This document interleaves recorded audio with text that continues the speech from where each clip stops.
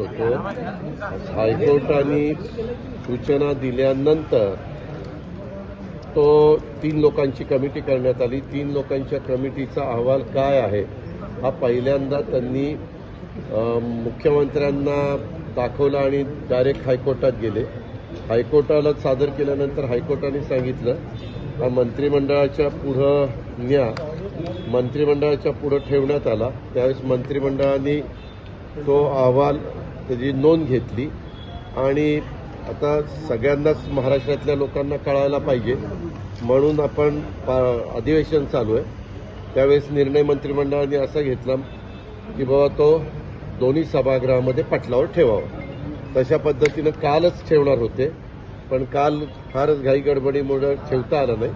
आजच्या कामकाज पत्रिकेमध्ये दोन्ही ठिकाणी दाखवला आणि त्या खात्याचे मंत्री अनिल परब साहेबांनी तो पटलावर ठेवलेला. आता जो काही अभ्यास झालेला आहे त्याच्यात पूर्णपणे आता तुम्हालाही सगळ्यांना तो वाचायला तिथं अवेलेबल आहे.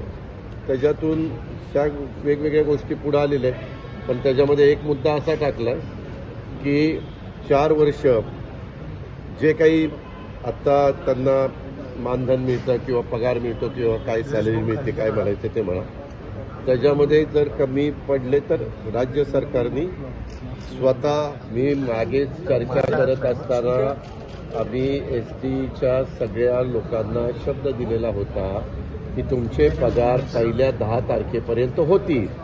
ते नाही झालं तर राज्य सरकार त्याच्यामध्ये पुढाकार घेईल.